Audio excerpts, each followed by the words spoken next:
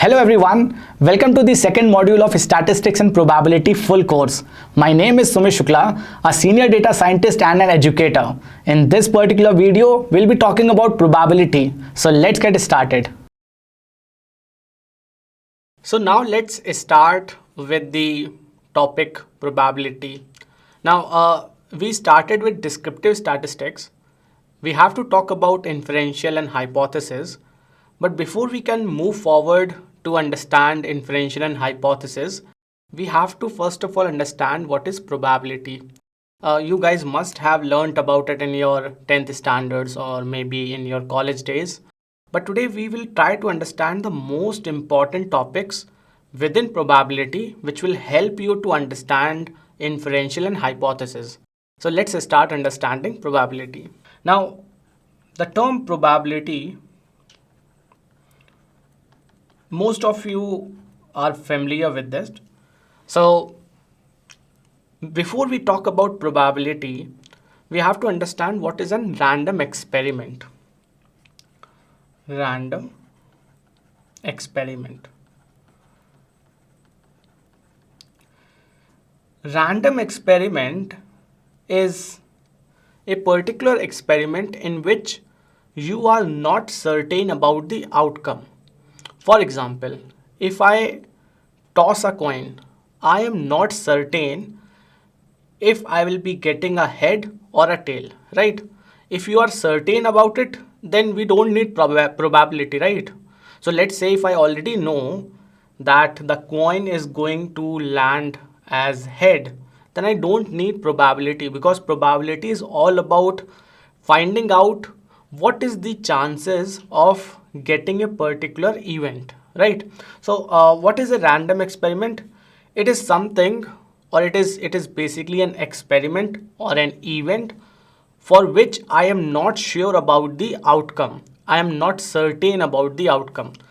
So let me just quickly note it down. It is basically an event for which I am not certain about the outcome. For example, roll of a dice. Roll of a dice.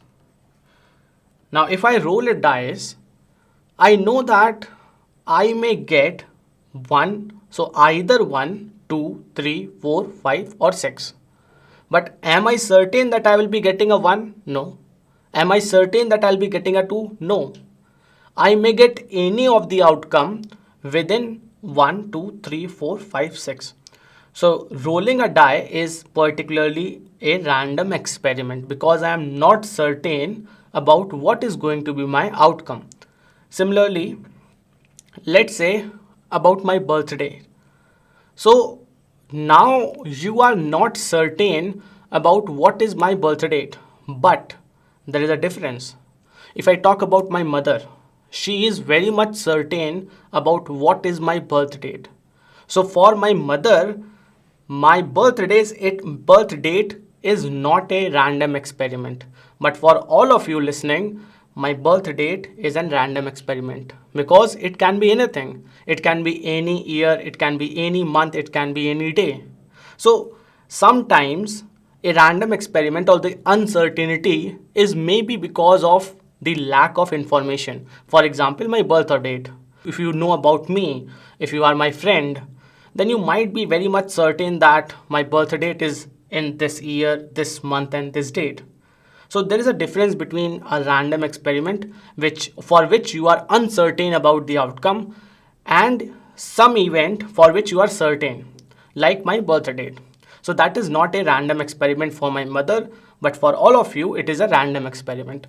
So I'm just taking example of all the random experiments, roll of a dice or maybe toss of a coin, and we can note down all such random experiments. Now, what is a sample space? As I was talking about, that when you roll a die, you may get any of the outcome within 1 to 6, right? So 1, 2, 3, 4, 5, 6, you can get anything. The set of all the possible outcomes out of an experiment is known as the sample space. So what is the sample space?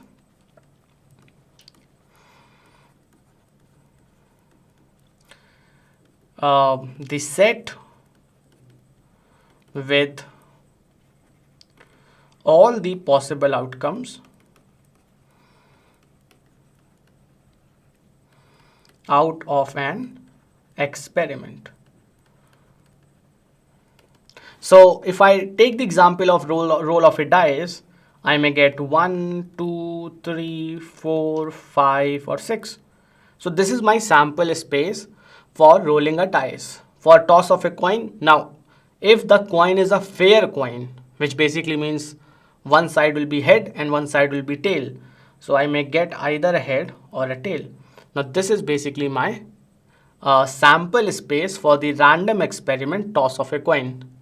If I talk about my birth date, in that case, all the years, maybe let me just limit the sample space to 1996. So if you know that the birth year is 1996, then in that case, the sample space will be all the months, and within each month, all the dates or all the days. So your sample space will have quite a good number of outcomes, right? So this is what my sample space is. Now what is probability? So probability of a particular event X is basically how many times that event has occurred in your sample space. So number of times the event occurred in the sample space, and we divide this by the total size of the sample space. Total number of outcomes, so total number of outcomes in my sample space. Now please remember one thing. If I go with the definition, this is the very accurate definition, that the number of times a particular event has occurred divided by the total number of or total size of the sample space. But there might or there may be various ways of writing a sample space. Let's try to quickly understand the difference, because this is the major mistake most of the students commit while calculating probability. So this particular sample space is having all the outcomes which are equally likely. So all the outcomes in this sample space are equally likely. What is the meaning of equally likely? So if you already know about it, you can just pause the video and comment on this particular video. But equally likely basically mean that if I choose any of the event, it will have the equal chance of occurrence. For example, what is the probability that I will get the number 1 if I roll a die? It is simply 1 divided by 6. What is the probability that I'll get 2? Again 1 divided by 6. 3, 1 divided by 6. 4, 1 divided by 6. 5, 1 divided by 6. 6, 1 divided by 6. So all the events in this particular sample space are equally likely because each of them are having the probability equal to 1 by 6. Similarly, if I take this sample space is also equally likely. So what is the probability of getting head? 1 by 2. What is the probability of getting tail? Again 1 by 2. So the probability of getting head and tail are equally likely. But now let's take an example where I am tossing 2 coins. So I am having 2 coins.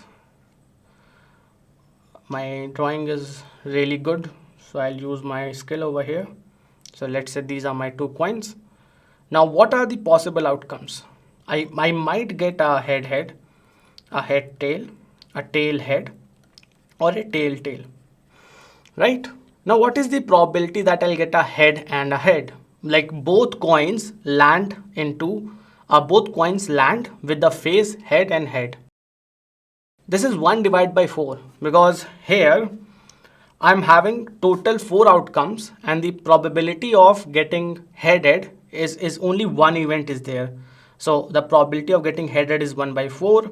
This is 1 by 4. This is 1 by 4. This is 1 by 4. So this sample space is also equally likely. Can I write the sample space in another way? Yes, we can. So let's say now my sample space is the number of heads. So I can have 0 heads, 1 head or 2 head.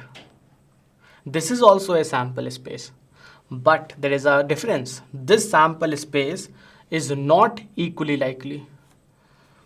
This sample space is not equally likely.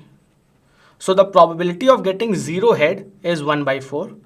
And please remember here each number represents the number of heads. So the probability of getting 0 head is 1 by 4. Probability of getting 1 head is this plus this. So it can be either head tail or tail head. So 1 by 4 plus 1 by 4, it is 1 by 2. And probability of getting 2 head is again 1 by 4. So here you can see that the probability of each event is not equally likely. So whenever you are calculating probability, you have to make sure that your sample space should be equally likely. If it is not, then you have to carefully calculate your probability. I hope this is making sense. So now let's talk about some of the rules of probability. So I hope every one of you are clear with the idea of random experiment and the sample space. There is one particular term which is known as event. Now what is an event? Any possible outcome or group of outcome out of a random experiment or out of a sample space is known as an event. For example, if my experiment is toss of a coin, then I may get a head or a tail. So out of this experiment, getting a head is an event, getting a tail is an event. Similarly, if I'm tossing 2 coins, I may get head head, head tail, tail head and tail tail.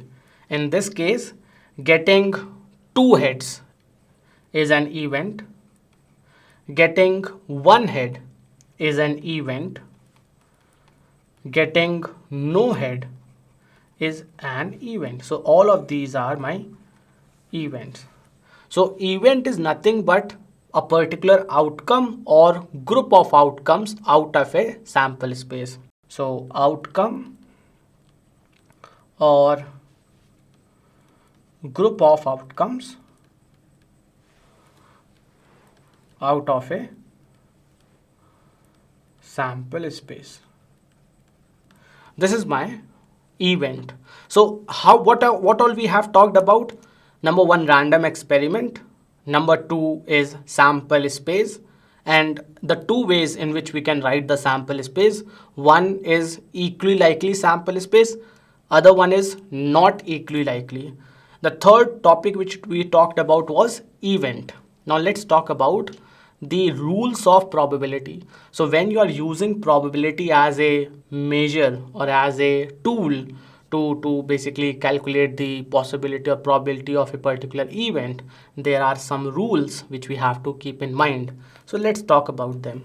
They are also known as the axioms of probability. I'll just simply write it as rules of probability. So rules of probability. Okay. The very first rule is, given a sample space, the probability of each outcome will always result to 1. The total probability is always equal to 1. Let's try to understand it. Let's say I'm given with a sample or sample space of roll of a dice. So when I roll a dice, I may get 1, 2, 3, 4, 5 or a 6. We know that the probability of 1 is 1 by 6. So what is the probability of getting 1 in the dice is 1 by 6. What is the probability of getting 2? It's again 1 by 6.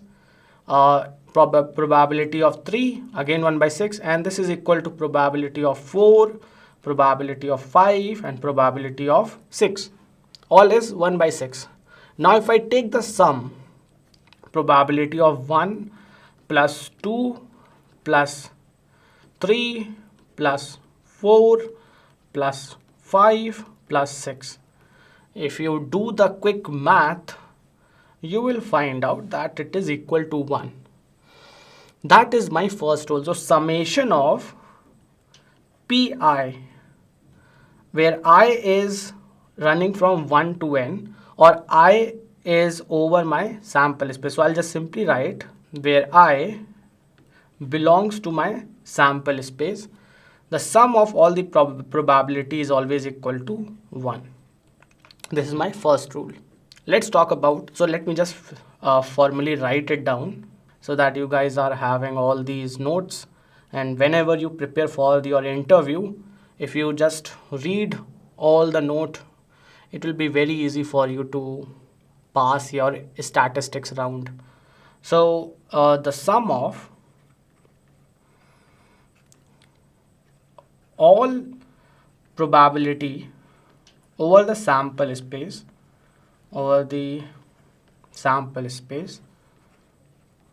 is always equals to 1. This is my first rule. Now let's understand the second rule, which is known as the rule of sum or addition probability. It says that the probability of A union B is equal to probability of A plus probability of B if A and B are disjoint event. So there is a condition: if A and B are disjoint. Now don't need to worry, I am not talking anything in German. This is very simple to understand. Let's take one simple example. Let's say I am tossing 2 coins. So when you toss 2 coins, you may get 2 heads, 2 tail, 1 head, 1 tail, and 1 tail, 1 head.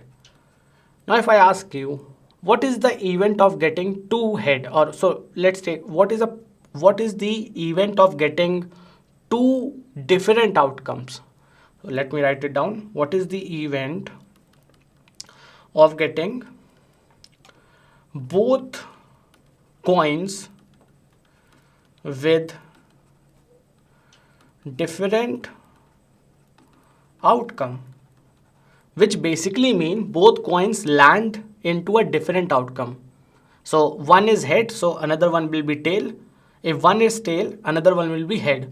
And we already know that there are only 2 possibilities. So my event would be head tail or tail head, right?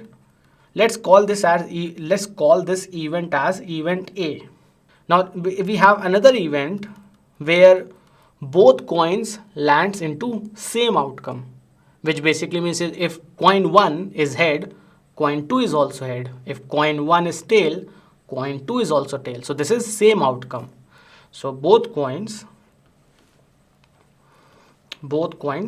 with same outcome, and that would be head head, tail tail, and this is my event B. Now if I take the union means addition. If I take the addition of these two set, then according to the rule, it is the sum of individual probability of the event. So what is the probability of event A?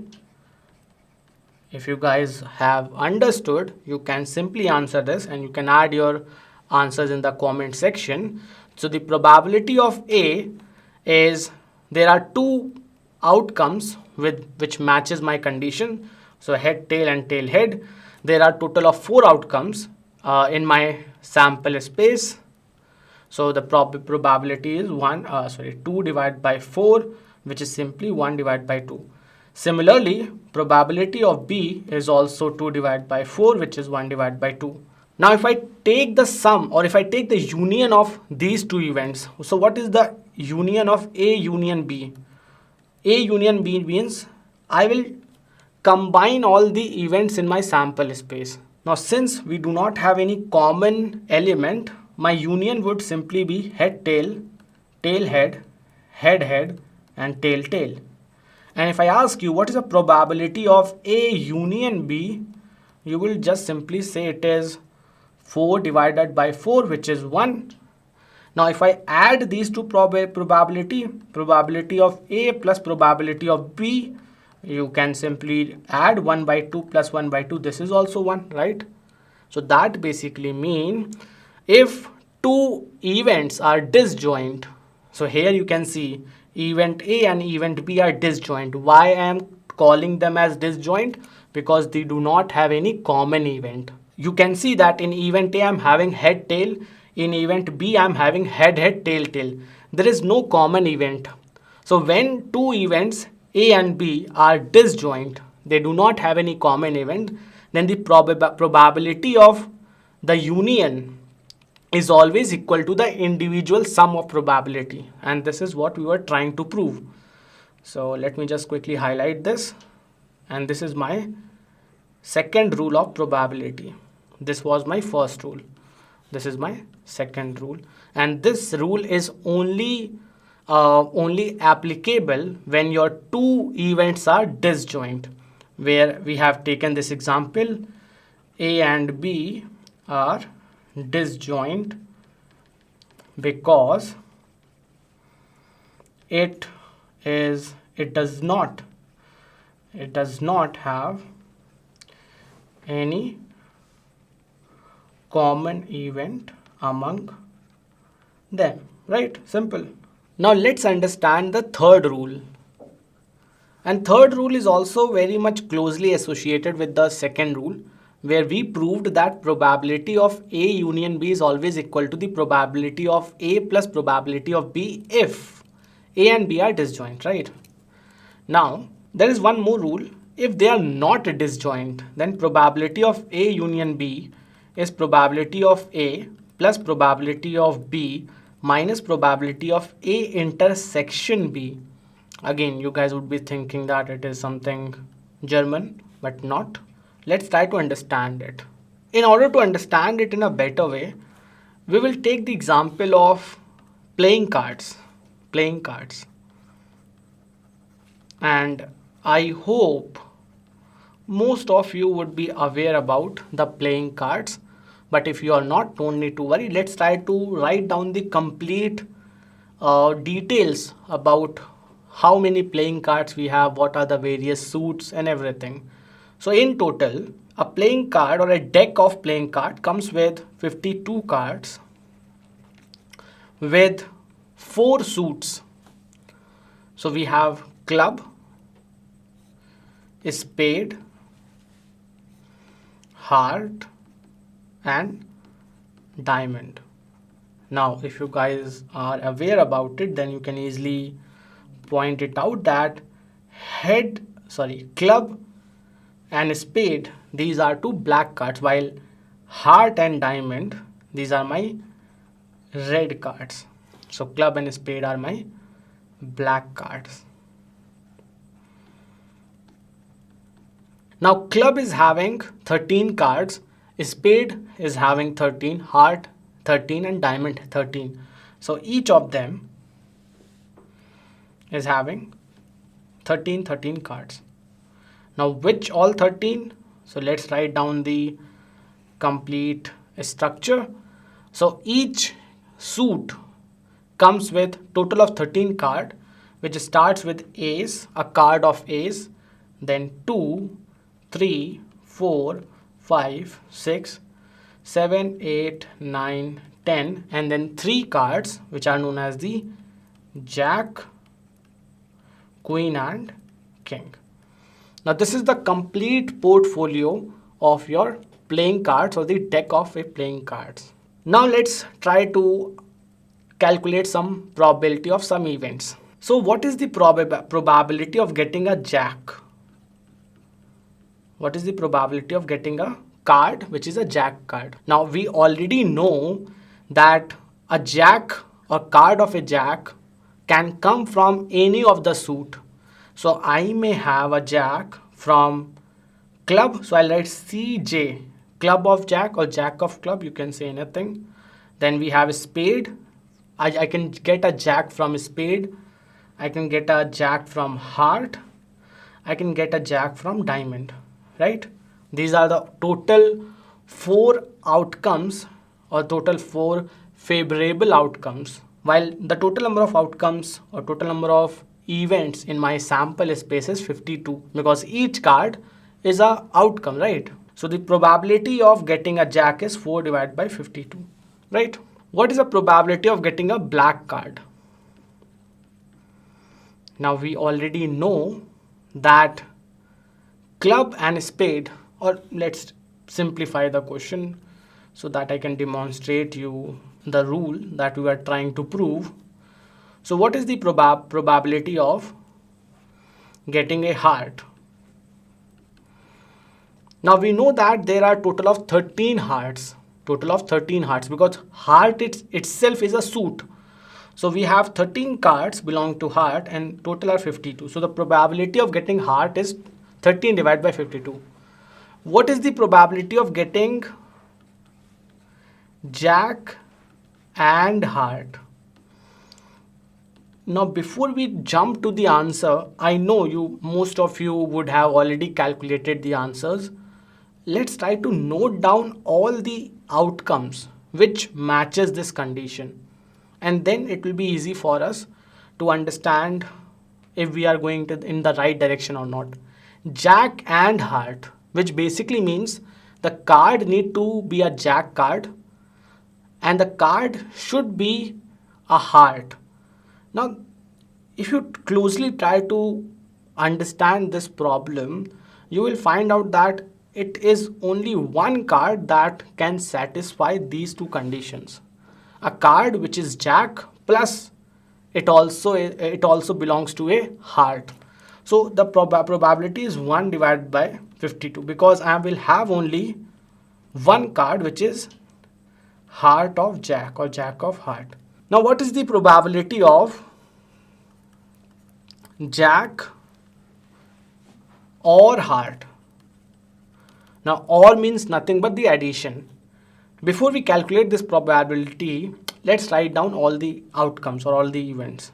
So it will be heart of ace, heart of 1, heart of 2, heart of 3, 4, 5, 6, 7, 8, 9, 10.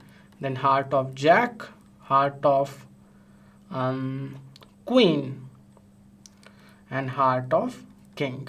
These are all my heart. These are all the cards that belong to the suit heart. Now let's write down all the jack cards. So I can have a jack from heart, so HJ. I can have a jack from club, so CJ. I can have a jack from spade, so SJ, and then DJ.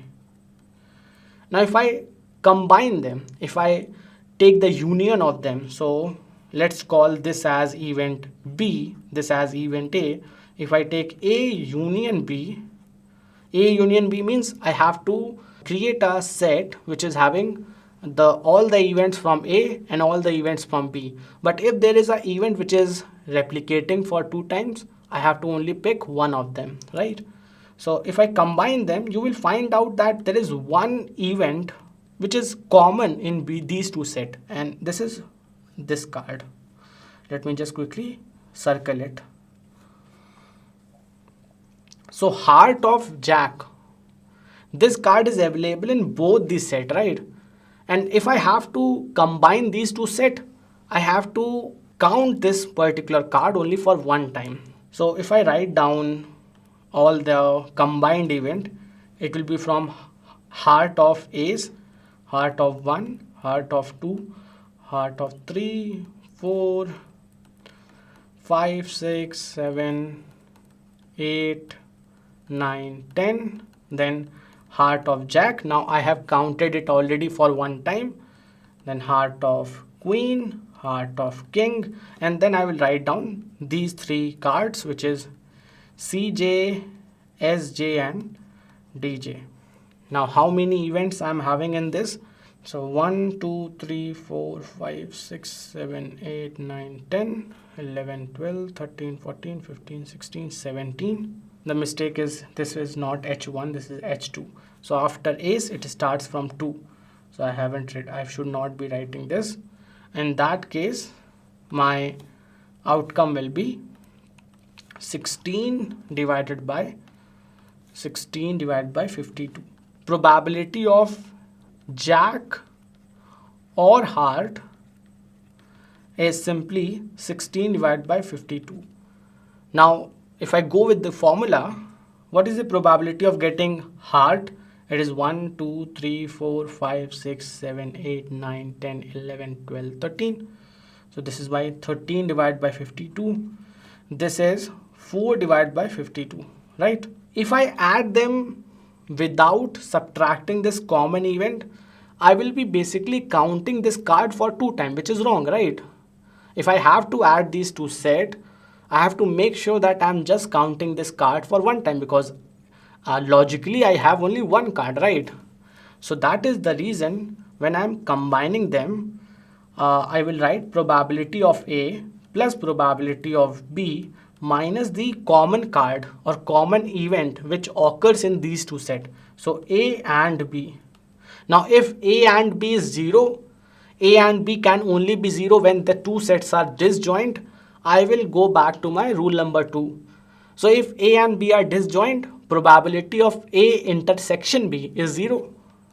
When A and B are joint, basically mean they have a common event, then my probability of A or B, A union B, is equal to probability of A, which is 13 by 52 plus 4 by 52 minus 1 by 52, because I am having 1 card which is common and I have calculated it over here.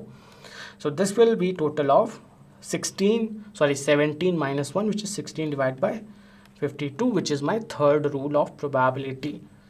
I hope every one of you are clear with this. This is my third rule. Now let's look at the one final rule, which says probability of A plus probability of A complement is always equal to 1. Let's try to understand that. Now the fourth rule and the final rule is probability of A plus probability of A complement is equal to 1. What is the meaning of this? We have already seen this, but let's try to understand it again. Let's take a event, or let's take a experiment, the random experiment, where I'm tossing 2 coins. So toss of 2 coins, and I hope all of you are able to now build the sample space, which is we will get 2 heads, 1 head, 1 tail, 1 tail, 1 head, 1 tail and 1 head, and then 2 tails. This is my sample space, and this is a equally likely sample space, right? Because each event is having same probability, right? Okay.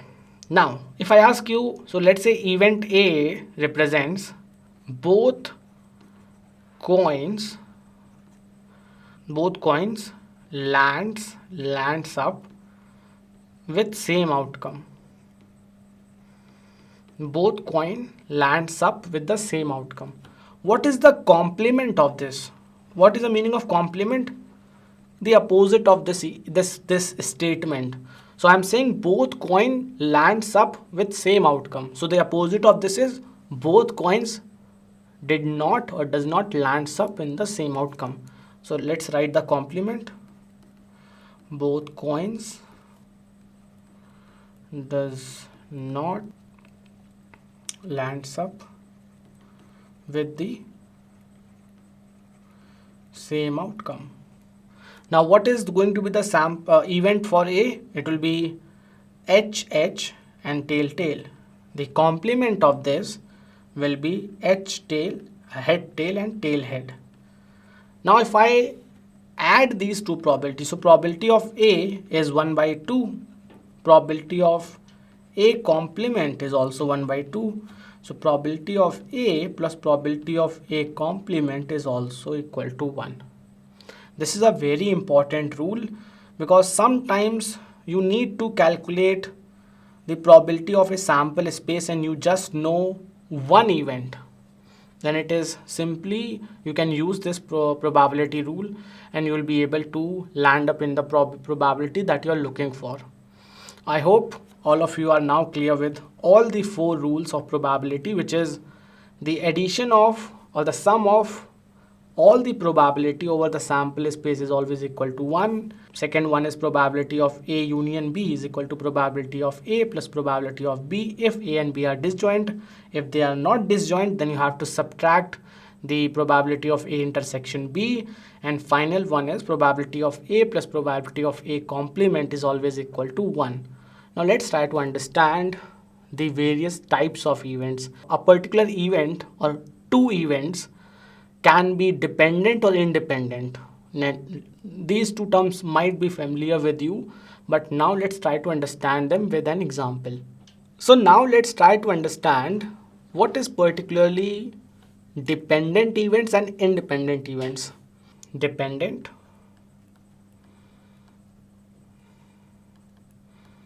First, we will try to understand the dependent events. When I'm saying events, I'm basically talking about 2 events or 2 or more events, right? So let's take 2 events. I'm tossing a coin. So again, my drawing skills. So this is, let's say this is a coin and this is a fair coin. Fair coin. Now, if I toss this coin for 2 times, so my experiment is to toss the coin for 2 times. Now when I toss it for the first time, so this is my first toss. When I toss it for the first time and let's say heads appeared. So let me write it down. When I tossed it for the first time and heads appeared. So we know that when I toss the coin and it lands up into head, you know this. So let me write that the outcome of the first toss is head. Now when I'm tossing the same coin for the second time, so second toss. Now remember the coin is same. I'm having the same coin but I'm tossing it for a second time.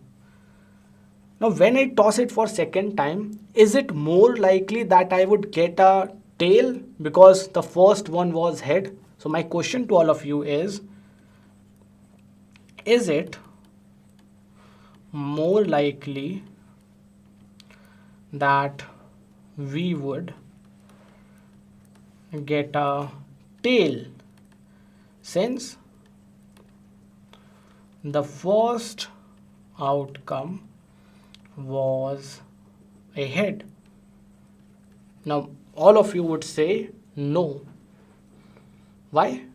Because the next outcome can again be having the probability of getting head and tail to be equally likely, which basically means if I'm tossing it for first time, I may either get a head or a tail. And what is the probability of getting head and tail? 0.5, 0.5, which is 1 by 2, 1 by 2. If I toss the same coin for the second time, again the probability of getting head and tail is 1 by 2, 1 by 2, which is 0.5, 0.5. So what I'm trying to say is, if I toss the coin for first time and if I toss the coin for second time, these 2 tosses are independent of each other.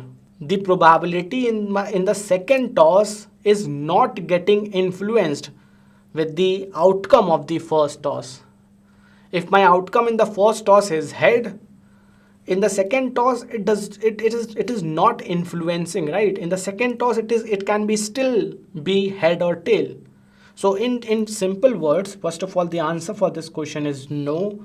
So I'll write a big no over here. And the rule is the outcome of the first event is not impacting the outcome or the probability, the outcome or the probability of the second event or the second toss, and hence they are independent events. Independent events. Now there is a very good so in probability theory there is a topic known as gambler's fallacy. What gamblers think that if, so let's say if the game is of tossing a coin for 10 times. Now let's say there is a gambler who is given with the choice, who is given with the game to toss the coin for 10 times. For the first 5 times, let's say, he has got all tails. So tail, tail, tail, tail and tail. So for the first 5 times, he has got all the tails. Now what gambler's fallacy is that he will think that for the next 5 times, he will get a head. So according to gambler's fallacy, the outcome for next 5 tosses should be head, head, head, head and head. Why? Because according to the probability of head and tail, it should always be 0.5, 0.5. No, that's wrong. It is only true when you are tossing the coin for very large time. That's known as the law of large number. So this is known as gambler's fallacy. This is wrong. This is wrong. This is only true, this is only possible when you are tossing the coin for very large time. So if I keep tossing the coin, let's say for 10,000 times, you will find out that approximately for 5,000 times you obtained a head and 5,000 times you obtained a tail. But if you are tossing the coin for 2 times and you expect that I will definitely get head for first time and tail for second time, that is wrong. That is the gambler's fallacy. So I hope you guys will not be landing into the gambler's fallacy, and I hope you are clear with the dependent event. Independent event, independent. So when 2 events are independent, the probability of A and B is simply as probability of A multiplied by probability of B. So for example, probability of getting head in first toss and probability of getting head in second toss is simply can be written as probability of head in first toss multiplied by probability of head in second toss, and this will be equal to 1 by 2 multiplied by 1 by 2, which is 1 by 4.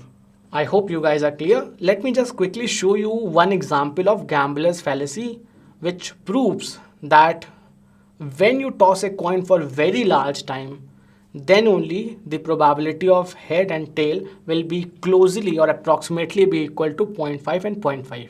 Now here you can see there is a very cool website which is seeingtheory.brown.edu. This is an open source website. Now it shows these are the true probabilities. Basically mean the probability of head is 0.5, for tail it is 0.5. Now I can flip the coin. So if I flip the coin for the one time, you can see that for the first time I obtained a head. So my probability of getting head is 1 by 1. If I flip it for one more time, I obtained a tail. So 1 by 2, 1 by 2. If I flip it for one more time, I obtain a head. For one more time, again a head. For one more time, a tail. For one more time, a tail. For one more time, a head. Now if I do it for 100 times, I obtained out of 107 times, head came for 57 times, tail came for 50 times. Let me do it for one more 100 time. Now you can see that now the probability of tail is more than the probability of head. If I do it for 1000 times, so which basically means I have to hit this button for 8 more times. So 1, 2, 3, 4, 5, 6, 7 and 8. Now just look at this, 0.49, 0.51, very close to 0.5 and 0.5, right?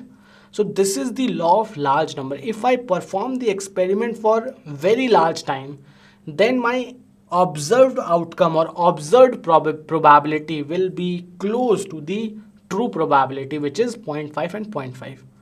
I hope this makes sense to all of you. So now let's talk about dependent events. So dependent events. Now for dependent events, we will take a very simple example. Let's say I'm having a bag,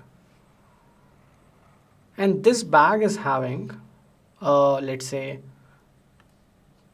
2 orange balls. So we have 2 orange balls, and let's say some white balls. So for white balls, I'll draw it like this: 1 white ball, 2 white ball and 3 white balls. So total I'm having 5 balls in which there are 2 orange, 3 white. So let me write it down: 2 orange and 3 white. Okay. Now the experiment is, we take a ball out of the bag. So take a ball out of the bag. We have to note the color. So note down the color. And we put another ball, we take out another ball out of the bag. So take one more ball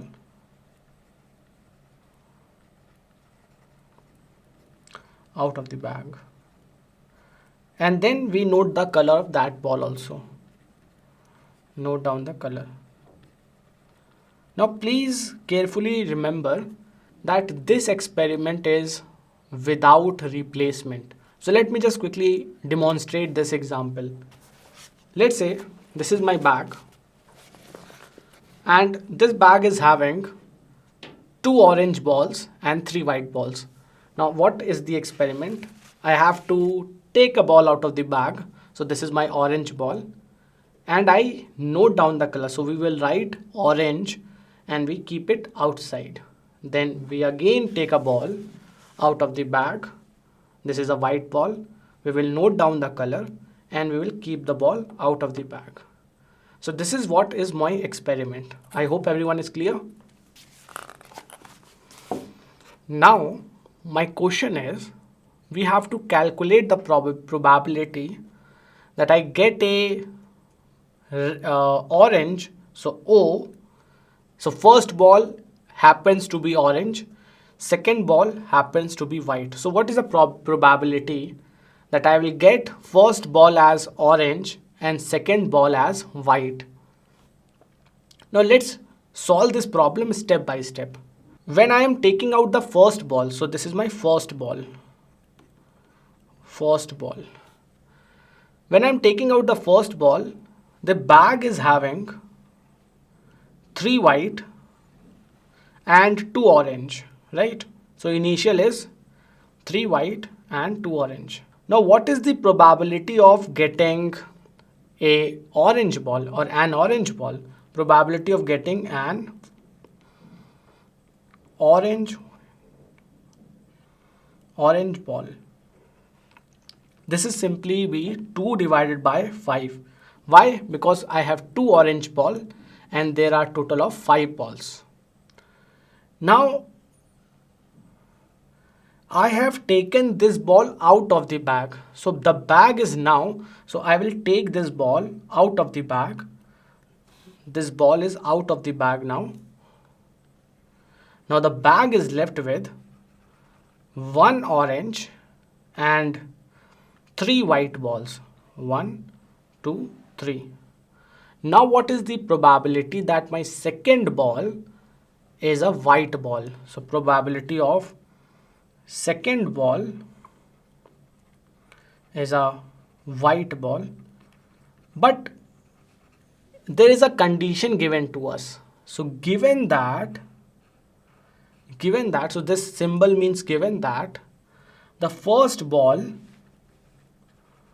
was orange. So we know that first ball was orange. Then what is the probability that my second ball will be white? This will be 3 divided by 4. So because we have 3 white balls and total are 4 balls. Now if I ask you what is the probability of getting orange and a white? So what is the probability of first ball as orange and second ball as white? Now this will be simply as probability of first ball as orange multiplied by probability of second ball as white, given that first ball was orange. So this would be 2 divided by 5 into 3 divided by 4. So this will be 2 times. So this will be 3 divided by 10. This is my probability of getting first ball as orange, second ball as white. So this is 3 divided by 10. Now here, if you carefully understand the experiment, the probability of second ball is dependent on the outcome of the first trial. So here is a note. The probability of second ball is dependent on the probability or the outcome of the first toss or first trial, or first I would say first trial is a correct word. So this is what is my dependent event is. Dependent events. So when two events A and B are dependent on each other, if they are dependent, then the probability of A and B is given as probability of A multiplied by probability of B, given A has already happened. This is my probability of A and B. Now this is the dependent rule when two events are dependent on each other. I hope this experiment, this example makes sense to all of you. Let's take one quick example to understand the dependent case in a better way. Let's say I'm again having a bag. This bag is having 3 black, and I want all of you to take out pen and paper and try to solve this. Pause the video, try to understand the logic and solve it. So the question is, the bag is having 3 black and 2 red balls. What is the probability of getting red, which basically means probability of red in first draw and red in second draw? This is my question. Now let's try to logically solve it. I want all of you to pause the video and try to solve it by yourself. I hope you guys would have solved it already. So let's say initially the bag is having 2 reds and 3 black balls. 3 black balls. Now the probability of the first ball being red is 2 divided by 5, right? Now this ball is out of the bag now. So I have taken out the ball and I have kept it outside. So the bag is now left with 1 red and 3 black. So 1 red and 3 black. Now what is the probability of getting the second ball as red, given that I have already taken out the first ball as red, given that first ball taken out was red.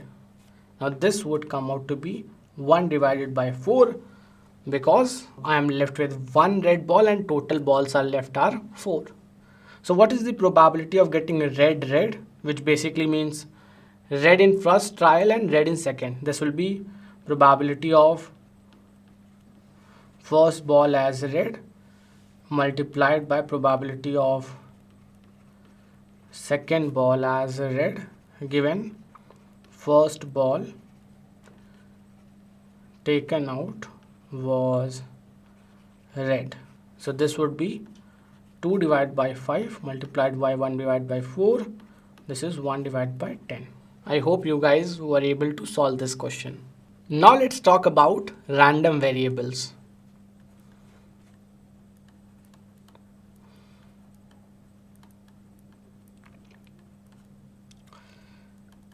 Now random variables is something that quantifies the outcome of an experiment. Something that quantifies the outcome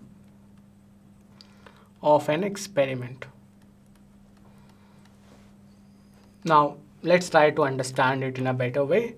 So let's say I am tossing 2 coins. So my experiment is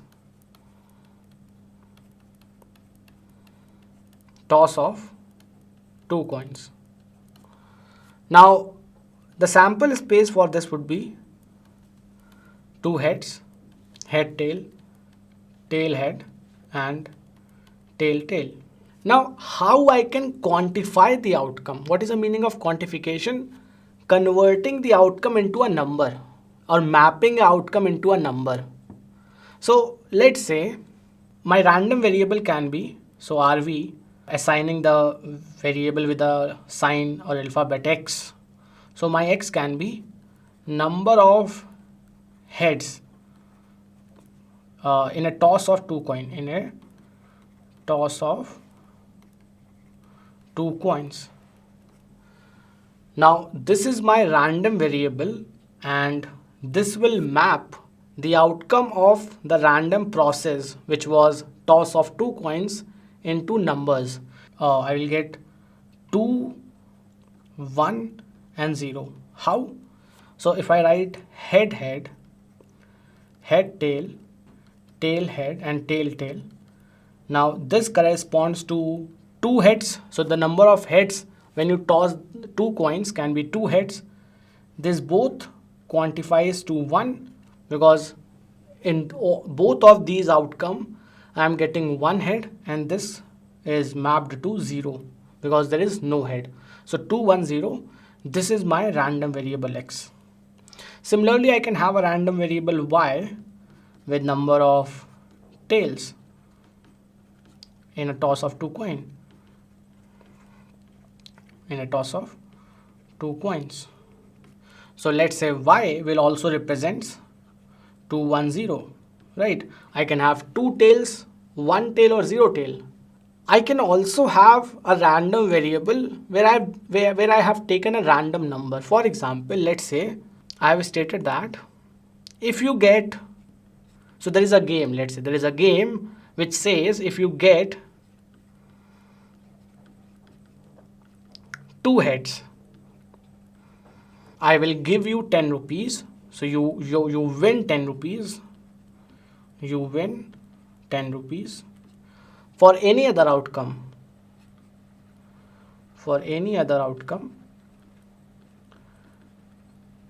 you have to give me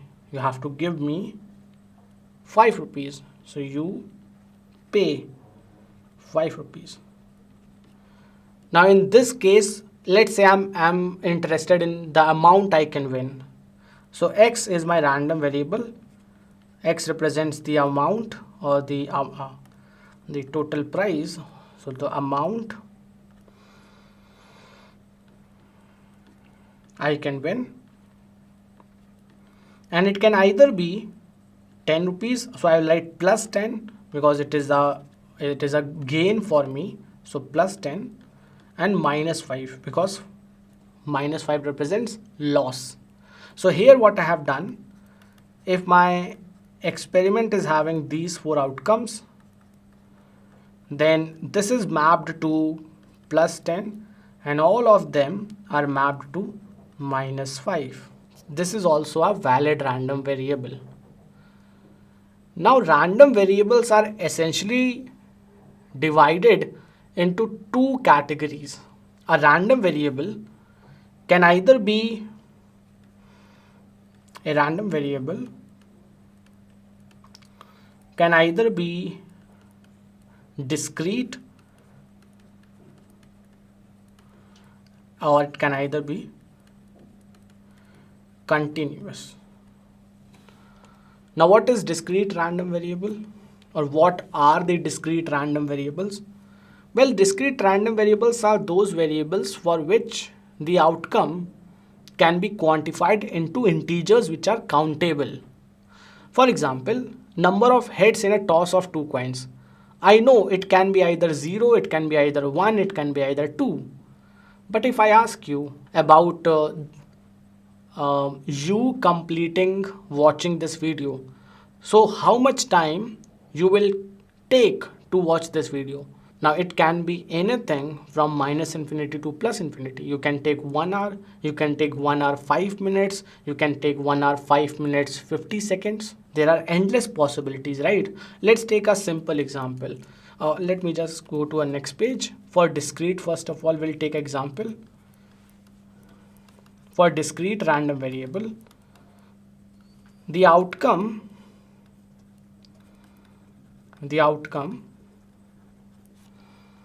are mapped to integer numbers which are countable. We can simply count them. For example, number of heads in a toss of two coins.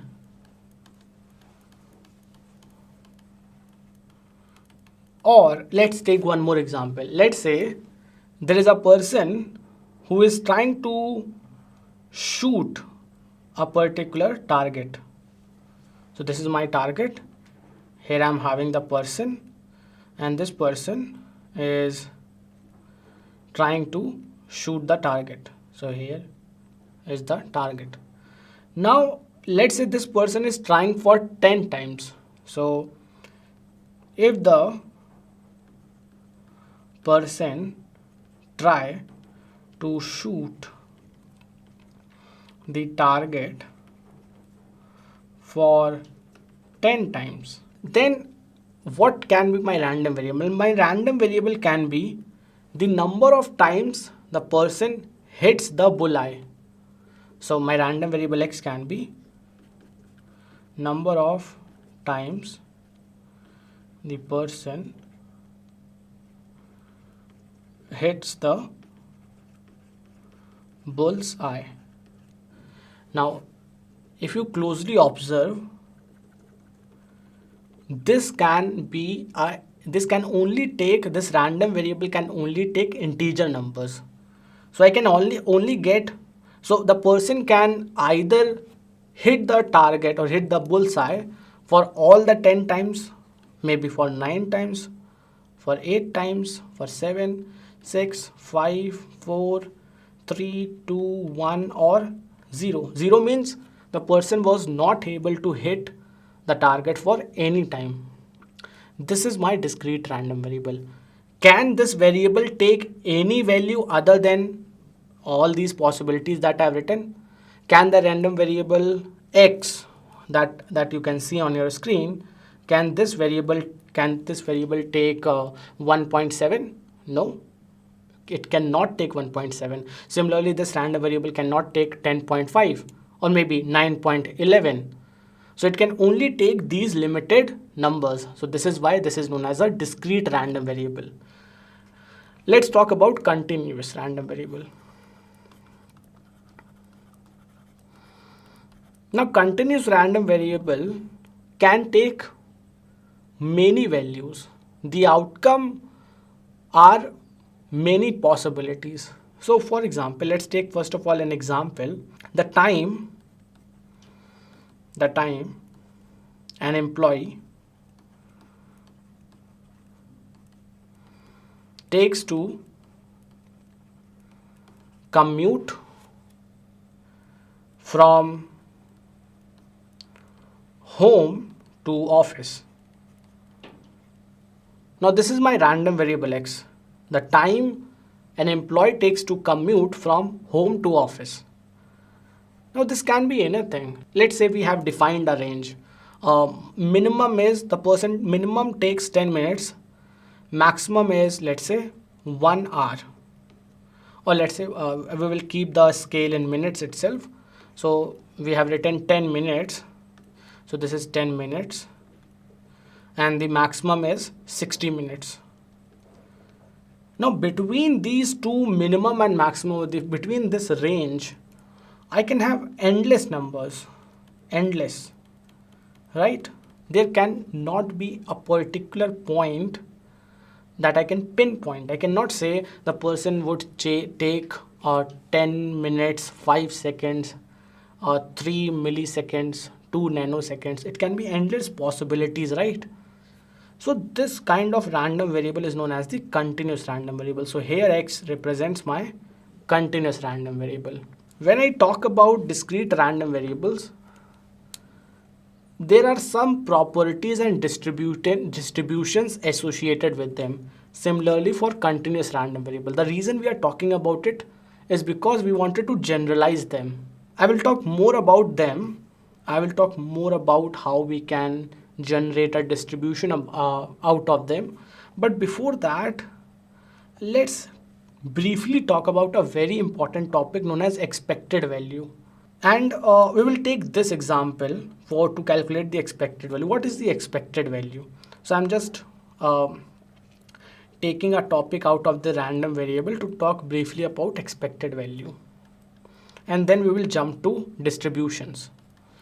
So expected values. Now when we talk about expected values, it is basically the average value of the random variable. Average value of the random variable. Now let's say I'm taking one example. Let's say the number of heads. The number of heads in a toss of 2 coins. Now this is my random variable x, and this random variable can take 2, 1 and 0. So either I can get 2 heads, 1 head or 0 head, right? I have already shown you this. Please remember this. Now, what is the expected value of this random variable x? So what is the expected value of x? Expected value is nothing but given as summation of I over x pi into xi. I would write it formally as xi into p probability of x is equal to xi. What is the meaning of this? So what is the probability? So let me just quickly create a table with the random variable x and the probability of x. So random variable x, probability of x is equal to xi. So the random variable can take value 2, 1 and 0. Now 2 can come out from this event head head. 1 is the event of head tail and tail head. And 0 is the event of tail tail. So the probability of getting 2 is 1 divided by 4. This is 2 divided by 4, which is eventually 1 divided by 2, and this is 1 divided by 4. These are the probabilities. So the expected value of x is nothing but the random variable multiplied by the probability of that random variable. So 2 multiplied by 1 divided by 4 plus 1 multiplied by 1 divided by 2 plus 0 multiplied by 1 divided by 4. So this will be 2 times. So I'll get 1 divided by 2 plus 1 divided by 2, and this will be 0. So the answer is 1. Expected value is 1. What is the meaning of this? This means on a long run, if I perform this experiment for a very long time, if I keep on performing this experiment, I'm tossing 2 coins again and again, on a long run, on an average, this experiment would result in 1 head.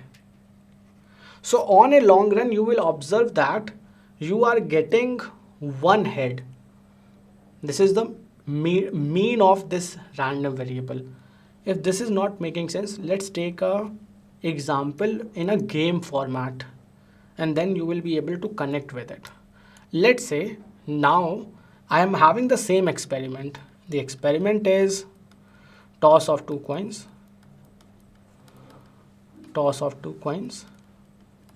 I may either get head head, head tail, tail head, and tail tail. Now we are mapping, so my random variable x is now the amount I can win.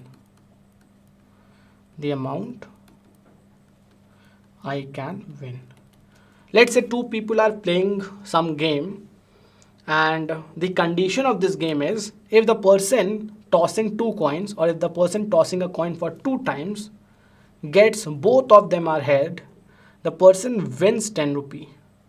For any other combination, the person has to pay 5 rupees.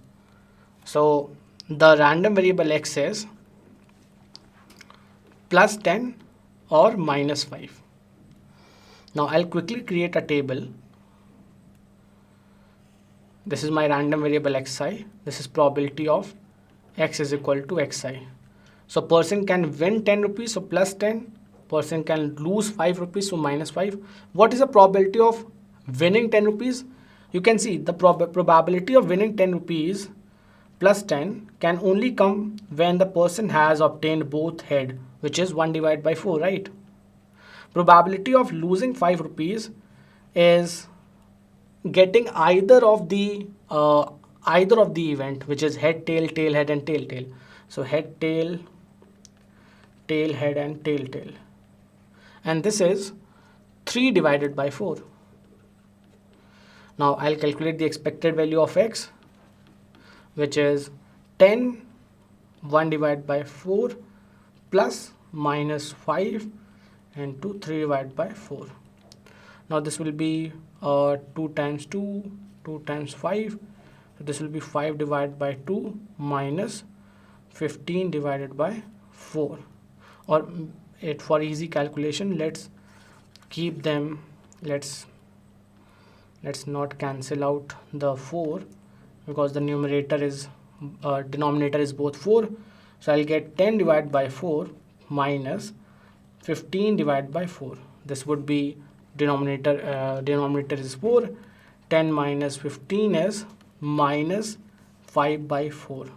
So minus 5 divided by 4, which is minus 1.25. Now what is the meaning of this value?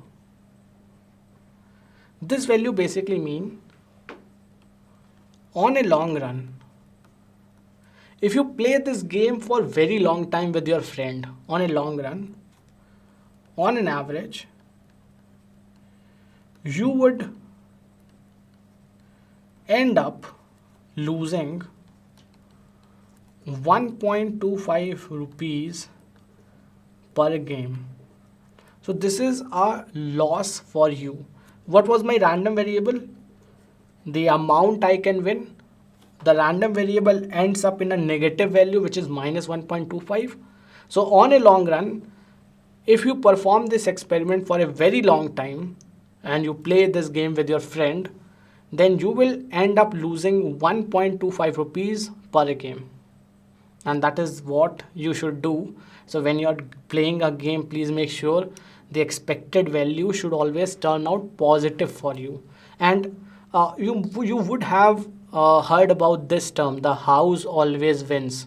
The house always wins, which basically mean in gambling, whenever you go to any casino or any gambling house, they always win on the long run. So if so many people are playing the same game, some of them will win while most of them will lose. So on a long run, it is a profit for the gambling house or for the casino. So some of them may win, some of them may lose. But on a long run, when many people are playing the game in the casino, the house will always win because their expected value is positive for them and negative for you. And all the games are made in such a way that the expected value is favorable to them. I hope this module was informative and really useful for all of you. If you like this video, share it with your friends, give this video a big thumbs up, and don't forget to subscribe to our Scalers YouTube channel.